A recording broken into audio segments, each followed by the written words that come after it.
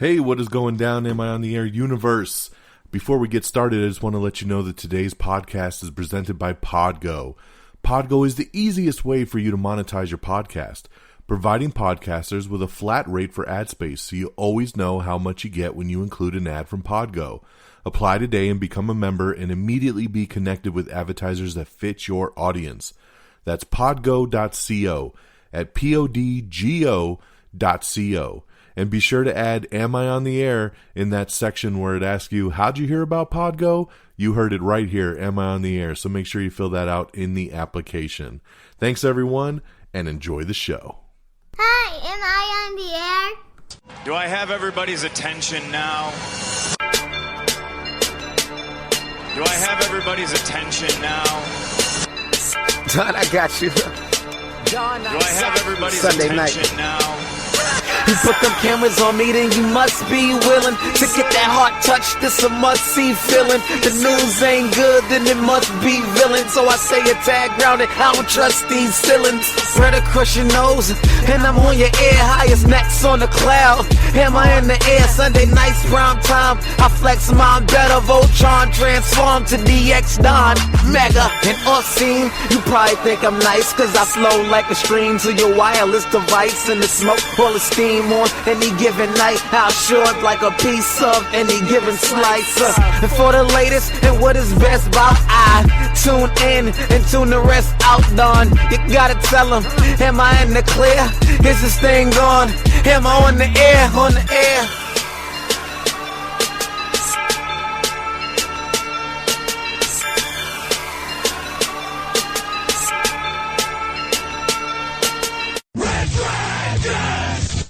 Well, what is going down, everybody? Welcome back to another brand new edition of Am I on the Air? I am your humble host, Don Mega, and I welcome you, everybody, to the program. It's season 22, episode 18. Tonight's show is titled Legacy of Man. So, we are broadcasting live here from the Red Dragons radio studios here in lovely Tucson, Arizona on this Monday, May the 10th. May the 10th be with you. No, that doesn't work anymore.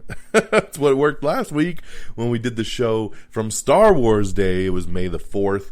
May the 4th be with you. But today, yes, it is May 10th, and we are ready for another week's worth of the latest and the greatest when it comes to entertainment news, television, movies, reviews, right here, Am I on the Air? Got a couple movies to talk about, got a couple TV shows to talk about, and then we will get you caught up with the latest news of the last week. Are you ready? Let's do it. Let's do it. Okay, so this past weekend, and don't forget, this is non-spoiler, so don't worry, I won't spoil nothing. This last weekend, we got back to the movie theater. I love getting back to the theaters, man. And we checked out the brand new Jason Statham movie directed by Guy Ritchie, Wrath of Man. And I saw this in IMAX. I always love seeing movies in IMAX and just getting that big screen and sound style. That is the way movies are intended to be seen. But Wrath of Man, I've been listening and hearing about this movie for the last year when they started putting it together. And this movie was actually supposed to come out in April. It was supposed to be out already last month. But when Black Widow moved from what we should have seen this weekend, it was supposed to come out May 7th, so I should have been sitting here talking to you about Black Widow, but Black Widow was pushed from May 7th to July 9th, and then Wrath of Man said, you know what, we will gladly take that May 7th release date, so they shifted, and they wanted to be the first big movie to come out the gate for the summer movie season of 2021. So this movie here, I'll tell you, I loved it. I really, really did. The action is awesome. Jason Statham is awesome. This does not feel like a Guy Ritchie movie. And some people will be disappointed by that. Others will love that. I will say I fell more on the love that side because his normal style of movie is very hit and miss with me. I know a lot of people love things like Lock, Stock, and Two Smoking Barrels and all of his, The Gentleman and all of his like overly British type of action movies. I like a lot of them, but I'm not a big fan of them. So going into this one, I was a little hesitant because I was like, which way is this going to lean? But this you could tell from the trailers this wasn't his typical kind of movie because of the cast, right? Typically he has a lot of the same cast in there, and this one didn't seem to have that. But I'm checking it out, and it is just a straightforward, really kind of hardcore action movie. And I love me some good action movies. So I like the way he put this together. He was a writer on this movie. He wrote the screenplay, because I've heard some people be like, oh, well, he was just a director for hire on this movie because it's not really a Guy Ritchie movie. No, this is really a Guy Ritchie movie. He wrote the script, he produced it, he directed it. I mean, this is something he wanted to do. I think he just wanted to try something different, you know? I mean, it's just like you can't be the same thing your entire career. Don't forget, this is the same guy that directed Aladdin a couple years ago. I mean, he shocks us sometimes. But this thing has Jason Statham. It's got Holt McCallany, Scott Eastwood, Jeffrey Donovan, Laz Alonso from The Boys. Josh Hartnett pops up in this thing. I mean, it's actually got a really solid cast. And, you know, Jason Statham plays this character named H, who signs up to join this company that is a, you know, cash truck company doing deposits and carrying around lots of money. But there's been a string of robberies, and it's about this robbery that goes wrong, and he's trying to get in and, you know, basically revenge flick without me giving away too much. Something happens, and there's a reason why he wants to work for this company to kind of gain revenge. And you can see in the trailer kind of what happens, you know, with his son and everything. So, like I said, I really liked it. The action was great. Jason Statham was great. The twists and turns were great. And I had a blast with this. So I would give Wrath of Man 4 out of 5 stars. I highly recommend you check it out, especially if you like action movies and you like Jason Statham. I think you'll really, really enjoy this one. So 4 out of 5 stars for Wrath of Man. Now this next movie, this is probably the weirdest, dumbest movie you'll ever see all year, if you do decide to watch this. But I, over the weekend, decided to check out a movie called Psycho Goreman. And this was a movie that came out a couple months back at the beginning of the year. And it's about these siblings, right? A brother, sister, Mimi and Luke, who end up resurrecting an ancient alien overlord. Using a magical amulet, they force the monster to obey their childish whims and accidentally attract a rogues gallery of intergalactic assassins to a small town suburbia.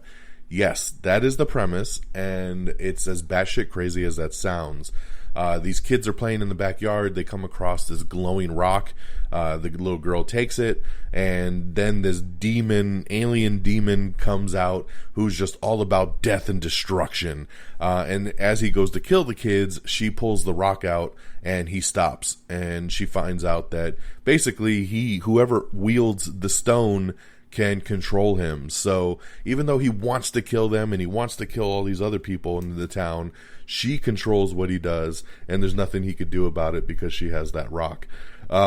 It makes for some really funny stuff. I mean, for as violent and gory as this movie is, it's got a ton of humor because it's funny as hell watching this alien want to kill people and rip people's heads off.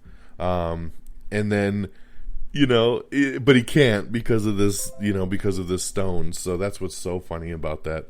So, it's overall, the movie's silly as hell. It's not something I'm going to sit and recommend because this is definitely not going to be for everybody. It's very, very B-rated, C-level rated kind of a movie. It's very low budget. If you like those kind of things, really over-the-top, puppeteering-looking aliens, and, it's cheesy and it's very low budget, but if you're into that kind of stuff, I mean, watch the trailer. I know not a lot of people know about this movie. Watch the trailer, and if you laugh at the trailer and you think it looks kind of interesting, then, I think you should check it out. But this is going to be a very, very niche kind of thing that will work for some and not for others. So, Psycho Goreman, if I had to put a score on it, I don't know, man. It's somewhere between, 2.5 to 3 stars. It kind of falls in that range there somewhere where it's like a little better than okay, but not quite good. It's just kind of be good. So there you go. Psycho Goreman. Now let's switch on over to the television side. And over here on the TV side, of course, the biggest thing this weekend was Netflix dropping Jupiter's Legacy. This is a show I've been waiting for quite some time. It's based on a graphic novel by Mark Millar, who of course did Kick-Ass and The Kingsman. This is his superhero show, and it's about a family of superheroes who are kind of getting on the older side, and then their kids kind of stepping up and stepping into the roles that their parents kind of started for them. This is led by Josh Duhamel, who plays the Utopian. His wife is Leslie Bibb in the show, and then of course you got a bunch of side characters. A lot of people with powers. Right now, the volume 1 has come out, and it's eight episodes long. I have watched the first 6 episodes so far, and I really dig it. I do think it's a good show. It jumps around a lot, and sometimes that's always one of those things for me that it's like it could be distracting, because the show does a lot of flashbacks to show you how Josh Duhamel and his family get their powers, but it takes a long time. But it's a lot of weird flashbacks. I like a lot of the current day stuff. So the show consistently jumps back and forth between every episode. Not that the flashback stuff is bad. It's just sometimes it's like, okay, let's go already. It's taking a long time to get there, because I think they're trying to stretch this flashback story out for the entire 8 episodes. But I'm really intrigued with the current day and the state of the people, and just what the world is founded upon, and what are these superheroes supposed to be doing, and what their code is, and everything like that. So it's kind of interesting to see unfold, and we'll have to wait and see what ends up happening with this show, if it's going to be a hit. I know it seems to be very divided right now. Some people really like it, some people don't. So I'll be curious to see what the ratings are like, and what Netflix decides if it should stick around or not, because I definitely would like to see more, especially since they kind of labeled this as like a volume 1.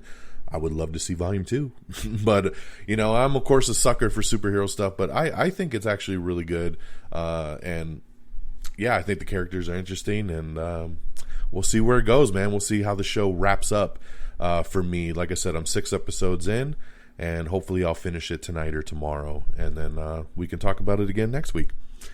The other new show that I checked out is a new Peacock original, and it's a comedy. It's called Girls5Eva, and if you've listened to this show for a long time, you listened to me talk about this show, because I used to always laugh at the show title, like, what the hell is Girls5Eva? It doesn't make any sense.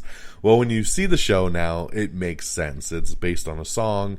It's about a cheesy 90s girl group that pretty much had one big hit, and then some subpar hits after that, and kind of faded away. But in the show, they kind of talk about forever is too short, so they're going to be 5Eva, which is like really forever.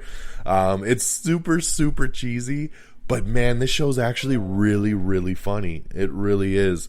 This is produced by Tina Fey, and everyone in this show carries their weight.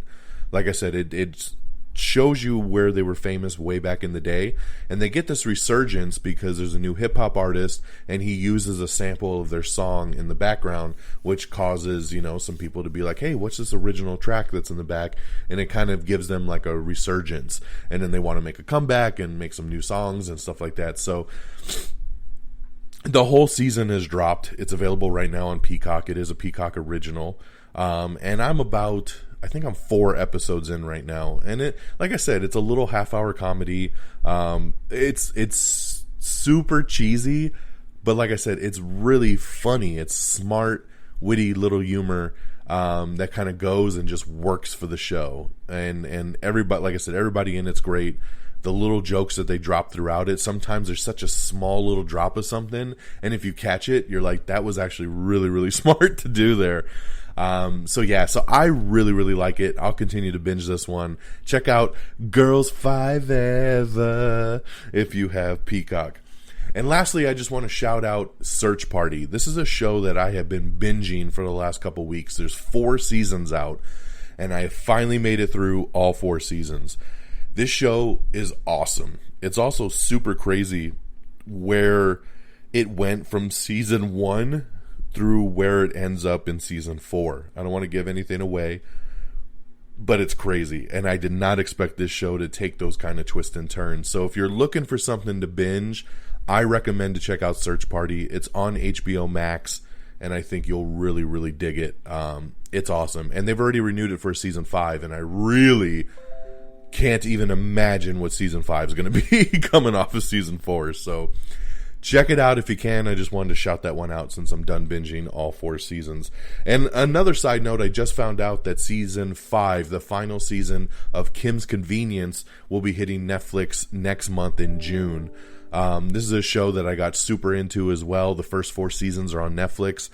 Season 5 is coming next month, I believe, in the first week, like June 5th or something like that, for the 5th and final season. So super, super excited to finish up Kim's Convenience, another hilarious show that's on Netflix that I think more people need to watch.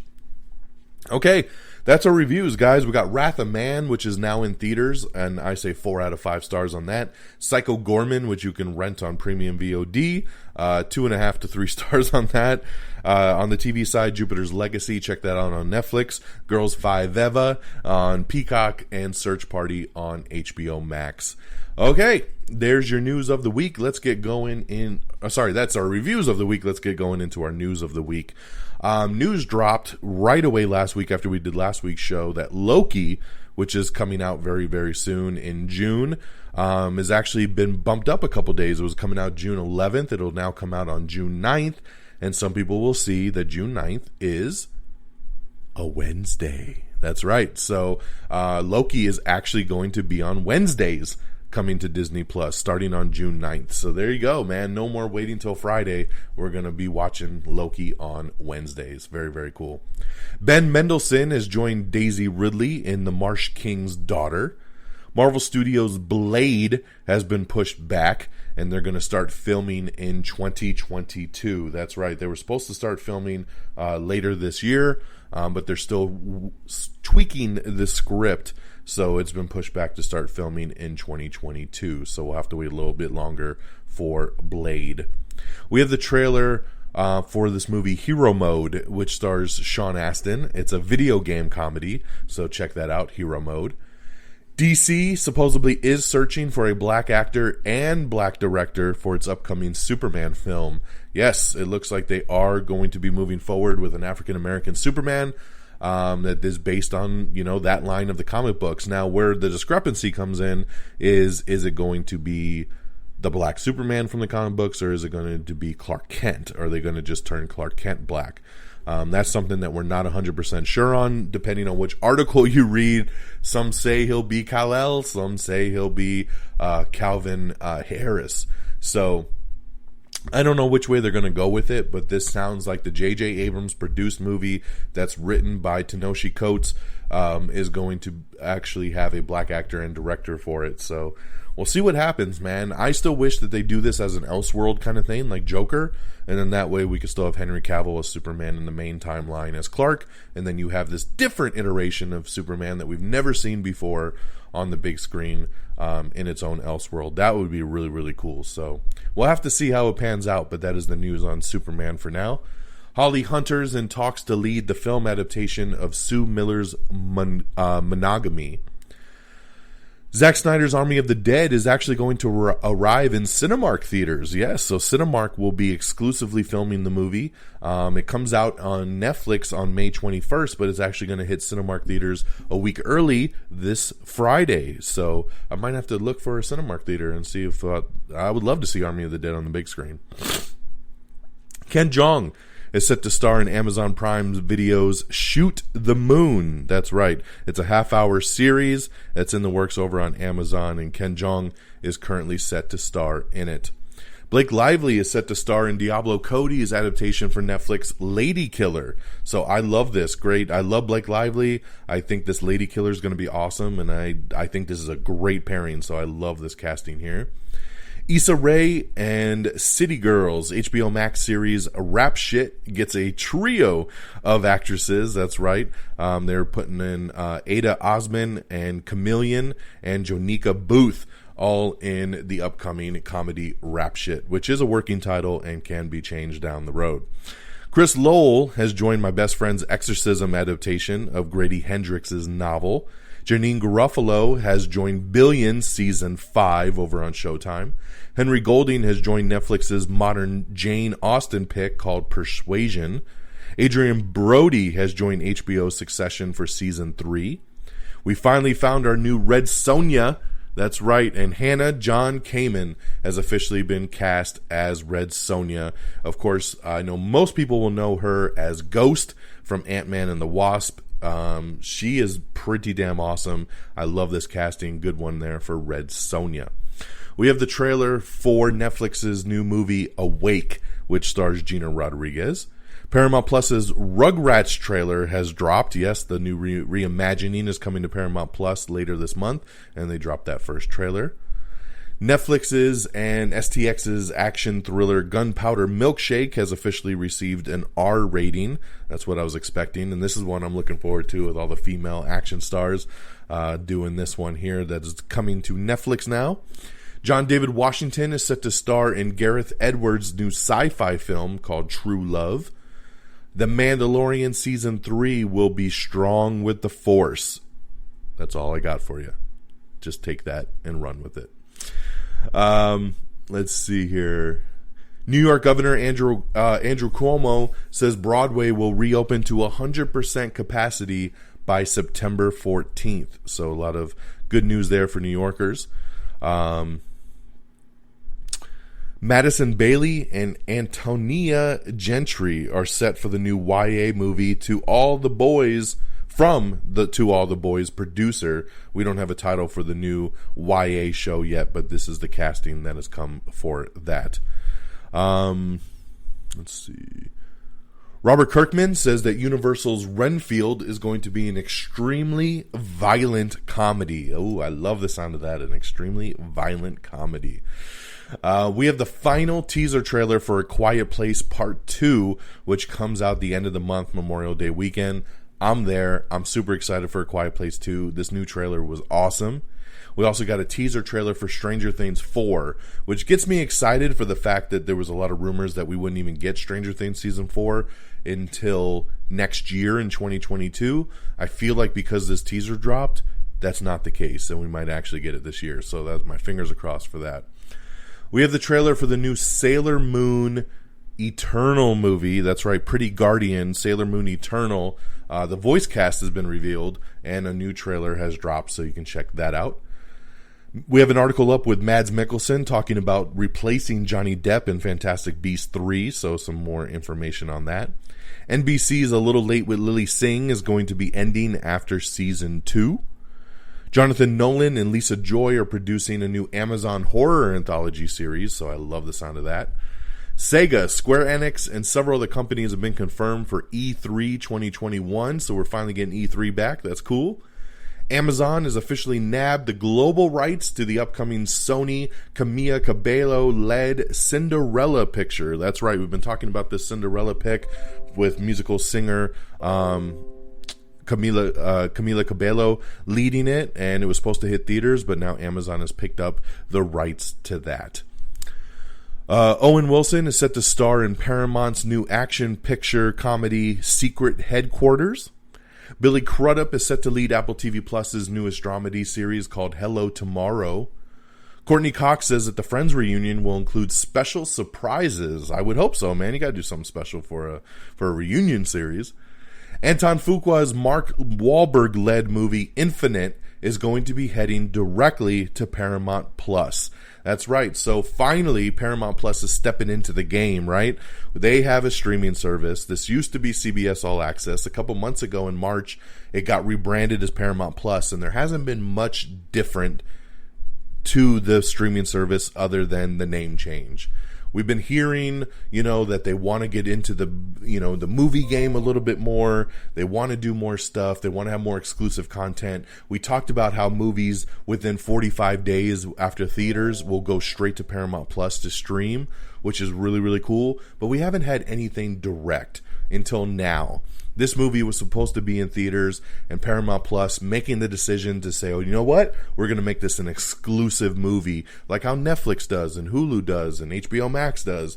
it's time that they step up. It's time they do something like this, and I love this idea. So we finally get our first original flick to Paramount Plus, and it's going to be this big action movie with Mark Wahlberg, directed by Anton Fuqua. I'm super excited. That pairing has me stoked just with that alone, and I've seen zero footage or know nothing about this movie, but I'm down, and I love the fact that it's coming to Paramount Plus. I believe it will hit Paramount Plus in June or July, so I'm super excited about that. And Paramount Plus saying that, hey, by 2022 they want to have an original movie or some kind of movie drop almost on a weekly basis on the streaming platform. They're really doubling down on Paramount Plus, and they really want to beef it up. So get ready, man. It's going to be content overload. Very excited about that. Caitlin Dever is set to star in the new take on Romeo and Juliet, so that's interesting there. Mads Mikkelsen also says that he'll be creating his own brand new character for Indiana Jones 5. I love that. We have some first look set photos of Diego Luna in his upcoming Star Wars show that we've been waiting for, the prequel that goes with Rogue One. They're coming to Disney Plus here soon, that they're still currently filming. Disney Plus has set a Halloween special for Muppets. That's right, Muppets Haunted Mansion will be coming to Disney Plus. Justice Smith doesn't think that a sequel will happen to Detective Pikachu. He wants one, but he says there's been zero talks about it. So that's unfortunate, because this was a big hit, and I know Ryan Reynolds talked a lot about doing a sequel. So I don't know what's going on with this, but as of right now, star Justice Smith doesn't think that the sequel is happening. Jesse Williams is going to be leaving Grey's Anatomy after 12 seasons. So that's a big hit for Grey's Anatomy, man. That's a fan favorite right there. Big hit, Jesse Williams leaving Grey's Anatomy. Sandition has been renewed for seasons 2 and 3 over at PBS, as they've decided to reverse their cancellation that they had previously said. Ali Wong has joined the time travel drama adaptation over at Amazon called Paper Girls. So great addition there. Love Ali Wong. So Paramount Plus says they are going to be kicking off a Mountain of Movies marketing campaign where they'll highlight thousands of new movies that they're adding to Paramount Plus, including blockbuster hits and exclusive originals. And then, like I said, that they're looking to... so Infinite will hit in June, and then they're looking to debut one original movie a week beginning in 2022. So that's awesome, man. Good on Paramount Plus. Sacha Baron Cohen will receive the Comedic Genius Award at the 2021 MTV Movie and TV Awards. So congratulations there. Well deserved. Lily Singh, even though her late night show is ending, she will star in a new Netflix comedy from Kenya Barris. So congratulations there to her on that. Idris Elba will star in a new Warner Brothers action film called Stay Frosty. I love that. Tom Welling says he's open to play Superman opposite Robert Pattinson's Batman if they can make it happen. That would be really cool, but that's definitely dream casting. I guess Tom Welling is actually good friends with Robert Pattinson, so he was like, hey, I'll be Superman and his Batman and we can make it happen. So, but yeah, like I said, I don't see that ever happening, but it's cool to hear him say it, because Tom Welling always seems to have been against doing the Superman thing, but I love hearing him say that. In some sad news, and I don't know if they're playing us or whatever the case may be, but Dave Bautista came out kind of over the weekend and says he's done playing Drax after Guardians of the Galaxy Volume 3. So this was very interesting there. You know, he says that'll be the last time he plays Drax. That's the end of his Marvel contract. And then there was a back and forth on Twitter between him and James Gunn, where James Gunn was like, if there's no Dave Bautista, then there's no Drax. And then Dave Bautista was like, well, if there's no James Gunn, then there's no Drax either. Like we started this thing together, we end this thing together, kind of, friends for life kind of a message. Who knows? I always say with these things, when people come out early like this and say, oh, I'm done, that, we just wait for that big money truck to back up to their house. Beep, beep, beep, dropping that money on his lawn, and then he's like, all right, let's do some more Drax. And I know, supposedly the reasoning why is that he's just getting older. He's in his 50s now. He's obviously got to stay in incredible shape to be Drax, because he's always shirtless. They could just throw a jacket over him. They just need to do the Mystique thing with Jennifer Lawrence, right? She didn't do all the makeup after all that time. But his makeup is really, really intense, because not only do they have to paint him, but they have to do all the tattoos and everything on him, which is just so time consuming. That was why he said if they offered me a Disney Plus show, I wouldn't even do it, because it would just take too much time with the makeup. And I think he's just kind of over it between the makeup and his age and everything going on. It's a lot to do. But once again, I do feel that if James Gunn comes back and the money comes back, that we might see Dave Bautista return, because it's obviously his biggest role. So we'll have to wait and see. But at this point, he is saying that this will be his last time as Drax in Volume 3. Hilary Duff, who of course we talked about is doing a new How I Met Your Father series over on Hulu, she says that the new show will have ties to the original series. So that's pretty interesting there. So we'll have to see how that goes. But I do like that, because I know originally they had always said that it was just going to be an original series. It was just like a spin-off. And now they're saying it'll have original ties, which I do dig. So we'll see what they do with that. We have your first look at Lily James and Sebastian Stan as Pamela Anderson and Tommy Lee. And I got to tell you, dude, they killed it with this casting. I remember when I first heard this, I was like, nope, it's not going to work. That's stupid. And then I saw the pictures and I was like, holy crap, dude, they look awesome. She looks just like Pamela Anderson. If you just showed me a picture of her and said, who is this? I'd been like, that's an old school picture of Pamela Anderson. And Sebastian Stan, dude, once they added the tattoos and everything, he looks a hell of a lot like Tommy Lee. So I'm down, man. This looks really, really cool. So we'll see how this one pans out over there on Hulu. God, if you're older like me, you remember probably in the 90s there was this VHS series called Faces of Death, and it was very crazy. It was a series that pretty much said you were watching real life death.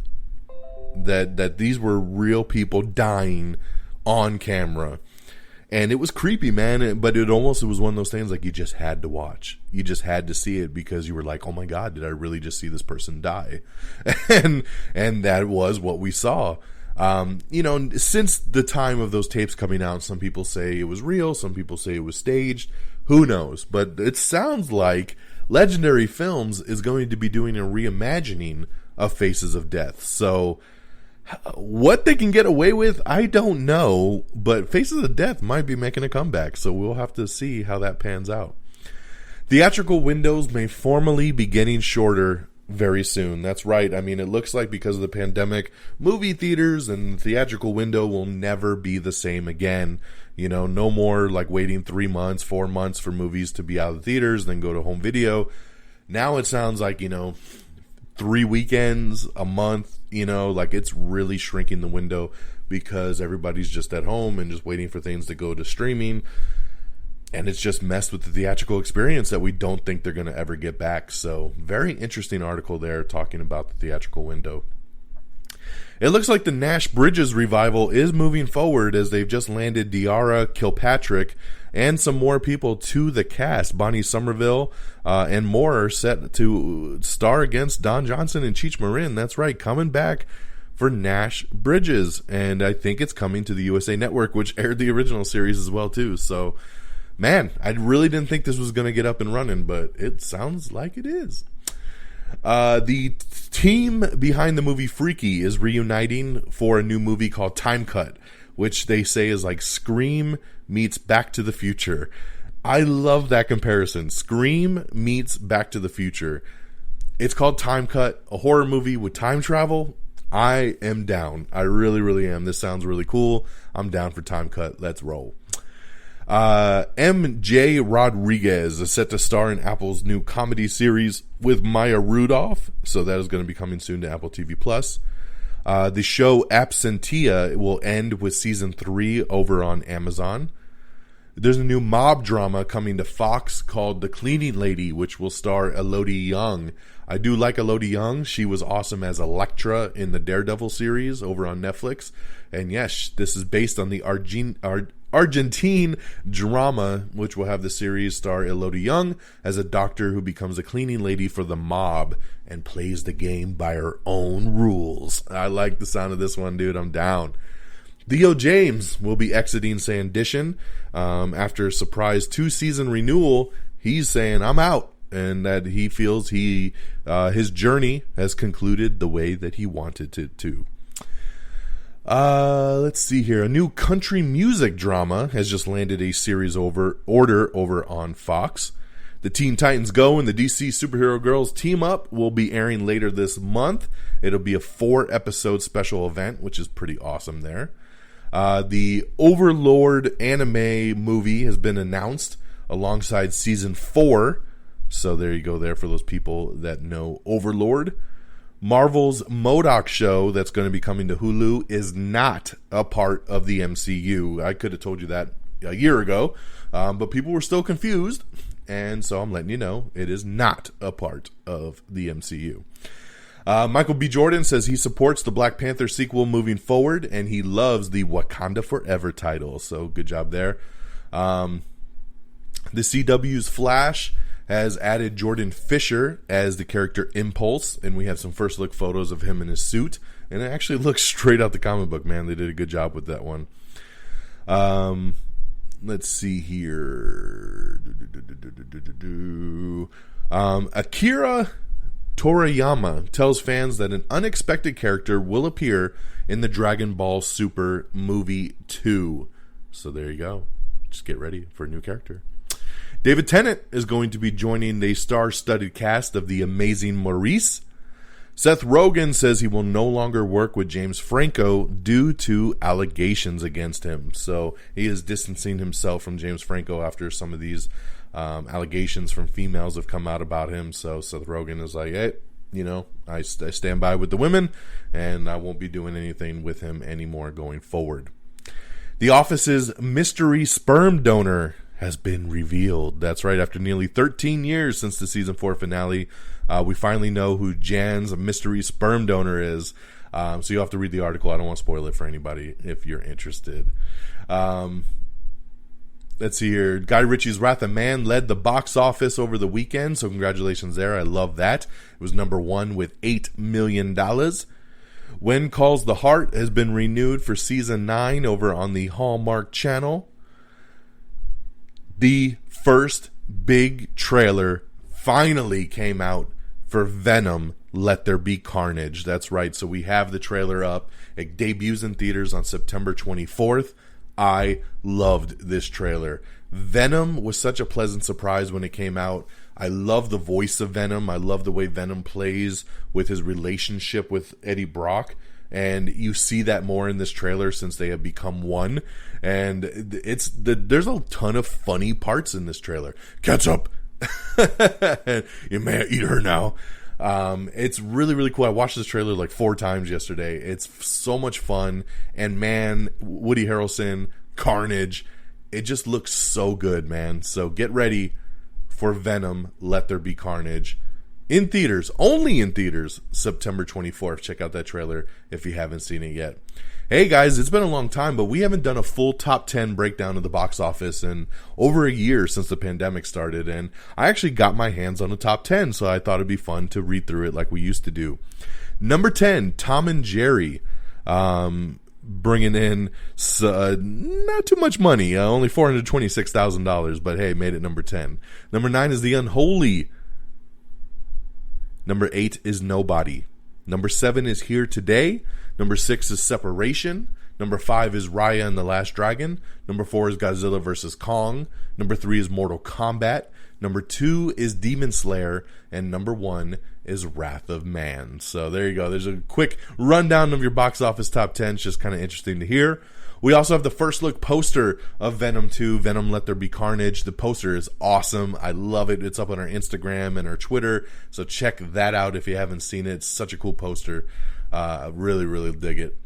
We got character posters that came out for the Black Widow movie. Those just dropped, so check those out. We have a sneak peek at Cruella, so check that out. That comes out the end of the month in theaters and on Disney+. Fox has renewed Call Me Kat for season 2, and they have also given a green light to the new comedy series Pivoting. The PlayStation 5 PSVR reportedly will feature 4K and eye tracking. Ooh, boy, I'm excited for the PS5's VR. I'm really, really stoked on that one. Hulu is set to air a 9-part documentary series based on the Los Angeles Lakers in 2022. So get ready for that. Congratulations again to Dave Bautista, who comes up again in the news, not this time for Guardians, but because he has joined the cast of Knives Out 2. That's right, Rian Johnson's new Knives Out 2 that's coming to Netflix. We just talked about that big deal a couple weeks ago, and now they've added Dave Bautista to the cast. So congratulations, this is an awesome casting, and I can't wait to see Dave in Knives Out 2. Mads Mikkelsen says that the Indiana Jones 5 script is everything he wished it would be. So that gets me really excited about that. NBC has canceled the Golden Globes 2022, and they've issued a statement around it, so you can check that out if you're interested. But yeah, no Golden Globes later next year.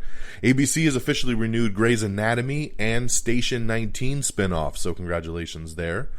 Sony has also warned that the PS5 supply chain could be scarce until 2022. Ooh, that hurts. That hurts. Phil Lord and Christopher Miller are set to direct The Premonition, a pandemic story. So, hey, it's got to be good if these guys are deciding to sign up for it. Prodigal Son has been canceled after 2 seasons. So, this show here, I started watching season 1, got about halfway through, and then kind of just got bored and gave up. And then season 2 came out, and I was like, you know what, maybe I should get back into it. And then now it's been canceled. So I'm glad I stopped. So I'm going to let that one pass away out of my rotation. Dexter season 9, James Remar, who played Dexter's dad in the original series, says that the revival won't include the original cast. That's right. He says nobody was really asked to come back on this revival, and that's kind of expected. I mean, we know that Dexter's taking place somewhere different. It's not in Miami anymore, so I don't know why you would have any of the original cast in there. But James Remar, I still expected to pop up since he played kind of like a ghost in Dexter's kind of inner monologue. So kind of interesting that he won't be back. But I have a theory that I feel like Jennifer Carpenter, who plays his sister on the show, that she might be in the show and actually play the new internal dialogue for him instead of the dad. So just my idea. We'll see if that one pans out. We have the first trailer for Solos, which is coming to Amazon Prime. This thing is star-studded, man. It's got Anne Hathaway, Anthony Mackie, Helen Mirren, Morgan Freeman. There's a whole bunch of people in this thing. So check out this trailer, man. It looks really trippy. SportsCenter host Kenny Mayne is leaving ESPN after 27 years. We talked about that new Fox comedy called Pivoting that is coming soon. That will star Eliza Coupe, Jennifer Goodwin, and Maggie Q as impulsive besties. So I like the casting here on this. I love being Maggie Q, and Eliza Coupe is really great also. So I'll check it out. We'll see how it goes. Freeform has set some summer premiere dates for Good Trouble, Grownish, and Motherland for Salem. So check that out if you're interested to see when your favorite show is coming back. Jamie Bell has joined Elizabeth Moss in the new Apple show Shining Girls. A posthumous DMX album of all new original songs will be coming soon. We have the first trailer for Fatherhood, a new Kevin Hart Netflix comedy as an ode to single dads. I really like this trailer, and it looks like a fun movie, man, especially as a dad to a little girl, and that's what this movie's about. So check out the trailer for Fatherhood starring Kevin Hart. Diego Boneta is joining Annie Garcia in the new Father of the Bride remake, so great addition there. And with that note, that's the end of our news, ladies and gentlemen. Yes, we did it. We did it in under 45 minutes. Look at us go. That's our stuff, guys. Once again, check out Wrath of Man, Psycho Goreman, Jupiter's Legacy, Girls5Eva, and Search Party. Check those all out now streaming.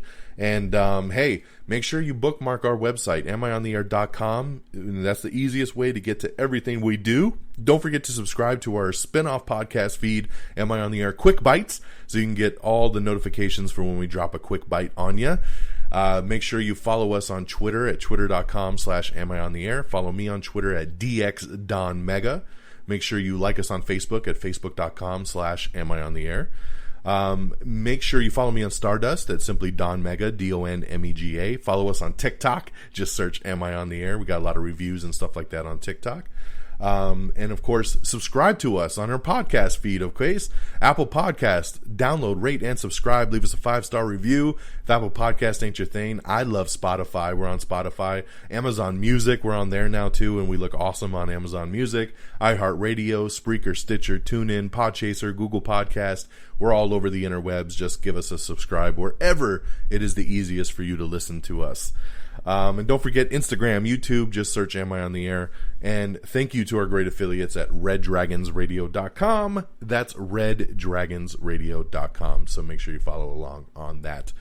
That'll do it for me on this Monday, May the 10th. Go check out that Venom trailer if you haven't seen it yet. It's so good. But hey, this weekend I will be checking out Spiral. That's right, from the Book of Saw. The Saw spinoff Spiral with Chris Rock and Samuel L. Jackson. Got my tickets already for IMAX this weekend. So we'll be talking about that next week.